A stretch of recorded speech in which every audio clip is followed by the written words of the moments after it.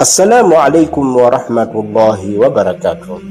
Bismillahir rahmanir rahim. Alhamdulillahi rabbil alamin. Wassalatu wassalamu ala rasulillahi sallallahu alayhi wasallam, amma ba'd.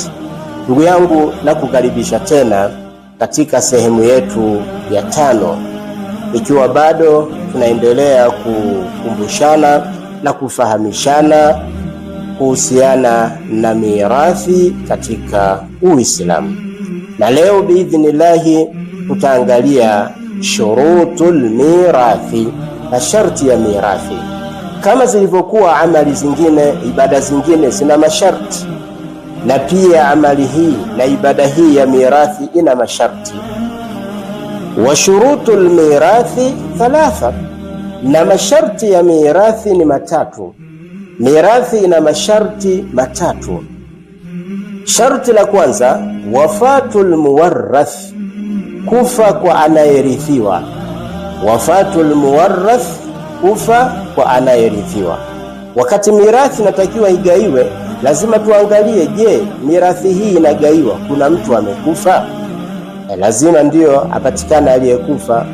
Na kufa kumegawanyika sehemu mbili. Kuna kufa hakikatan, kufa kiuhakika, bil mushahada, ambako tunashuhudia, tunamuona kweli huyu ndugu yetu amekufa, au tumesikia, tumeambiwa amekufa, lakini iwe ni mushahada, kufa ambako ni hakikatan. Lakini kuna kufa hukman, kihukumu.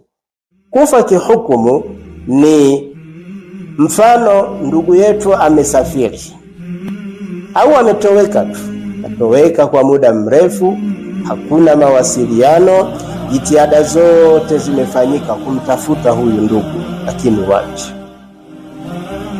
miaka nenda rudi, mwisho wa siku anatoa hukumu kadhi. Yule kadhi ndiye atakayetoa hukumu kulingana na desturi na ada na mazingira, kwamba kulingana na hii, kulingana na hali hii, kulingana na kipindi chote hiki, huyu bwana tunatoa hukumu kwamba amekufa. Kwa hiyo mali yake inagaiwa. Hapa tunasema amekufa kihukumu na sio kufa kiuhakika. Hilo sharti la kwanza. Ama sharti la pili, tahaqquq hayati alwarith inda mauti almuwarrath, kuthibitika kwa uhai wa anayerithi wakati wa kufa yule anayerithiwa. Kwamba wakati anapokufa yule anayerithiwa, wakati anapokufa baba yetu, basi lazima ithibitike kwamba alioacha wako hai, kuna watoto. Kwa tunasema kuna watoto, hawa watoto wako hai ndio ambao watakaorithi. Ndugu yangu, na uhai umegawanyika sehemu mbili pia. Kuna uhai ambao ni hakikatan, uhai wa uhakika, kwa maana hawa tunawaona wapo, tunawashuhudia. Alafu kuna uhai ambao ni takdiria, uhai wa kukadiria. Uhai wa kukadiria ni kama vile amekufa mtu, amekufa mume akamwacha mke mjamzito, basi huu ujauzito ulio tumboni unapewa hukumu ya uhai, lakini uhai ambao ni takdiria, uhai wa kukadiria, sio uhai wa uhakika. Kwa hiyo hili ni sharti la pili, lazima tuthibitishe uhai wa warithi wakati anapokufa yule anayerithiwa. Ndugu yangu, hili linatuelekeza kwamba kuna wakati inaweza ikawa baba ana watoto 5. Katika watoto 5, watoto 2 wamekufa kabla ya baba. Watoto 2 wamekufa kabla ya baba, baadaye akafa baba. Kwa hiyo alivyokufa baba tu, hatuwezi kusema baba huyu amekufa alafu tunaanza kuweka mirathi kwa watu 5. La, wale watoto 2 wale hawapo tena, kwa sababu wakati anapokufa huyu baba tunaangalia ni nani waliokuwa hai. Waliokuwa hai ni hawa watoto 3. Basi hawa 3 ndio ambao wataingia katika mirathi. Hilo ni sharti la pili. Ama sharti la tatu, alla yujad mani'un yamna'u min at-tawaruthi, usiwepo na kizuizi ambacho kinazuia kurithi. Usiwe kuna kizuizi ambacho kinamzuia huyu ambaye yupo ametajwa, lakini kinamzuia asirithi. Ikipatikana tu kizuizi, basi anaambiwa wewe kaa pembeni, huwezi kupata kitu. Vizuizi hivyo mfano al-qatl, kuua. Al-qatl, kuua. Kuua ni kizuizi ambacho kitamzuia mtu kupata mirathi kutoka kwa yule aliyemuua. Mfano mtoto kamuua baba yake, mtoto huyu hawezi kurithi kutoka kwa baba yake. Mtume sallallahu alaihi wasallam anasema laisa lilqatil mirath, hakuna mirathi kwa muuaji, yani kwa yule aliyeua hana mirathi ya kumrithi yule aliyemuua. Na kuua huku wametofautiana wanazuoni. Wapo waliosema ikiwa ameua kwa makusudi, huyu ndio hana mirathi. Kama ameua kwa bahati mbaya, huyu atarithi. Lakini wapo wanazuoni wengine wakasema kuua ni kuua tu, au ameua makusudi au ameua bahati mbaya, hana mirathi.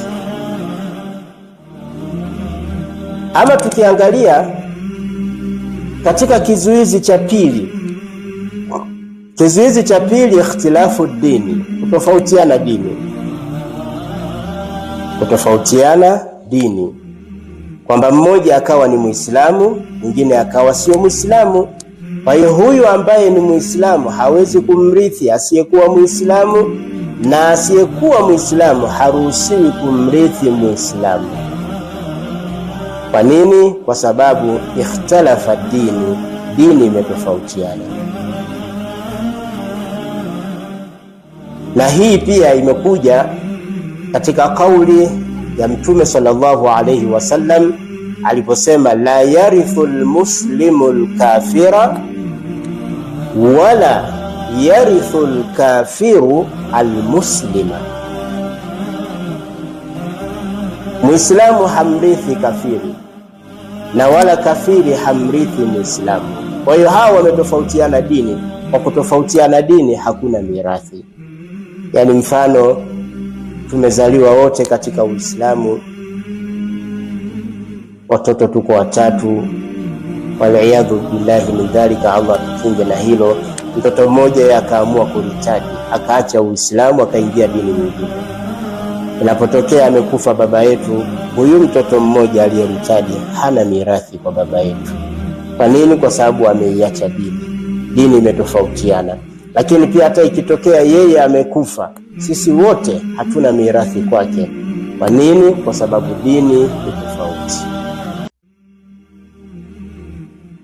Kwa hiyo hivi ndio vizuizi ambavyo vitamzuia mtu asiweze kupata mirathi. Lakini kwa ujumla haya ndio masharti ambayo yanatakiwa yapatikane ili mirathi iweze kugawiwa. Nimesema sharti la kwanza kabisa ni kufa kwa yule anayerithiwa, na sharti la pili kuthibitika kwa uhai wa yule anayerithi, sawa sawa uhai wa kiuhakika au uhai wa kukadiria.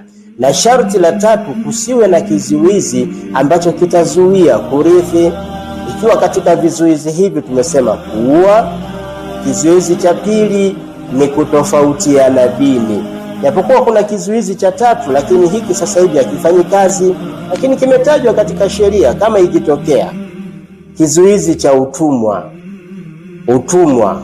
utumwa ni kizuizi kinachomfanya huyu mtumwa asiweze kurithi, kwa sababu mtumwa ni mali ya bwana wake. Kwa hiyo ikitokea akarithi, na maana ile mali yote imeenda kwa bwana wake. Kwa hiyo mtumwa amewekewa yeye kwamba ni ana kizuizi ambacho kinamzuia asipate mirathi. Ndugu yangu, haya ndio masharti ambayo yanahusiana na mirathi, na insha Allah tukutane tena katika sehemu ya 6. Wabillahi tawfiq. Wassalamu alaikum wa rahmatullahi wa barakatuh.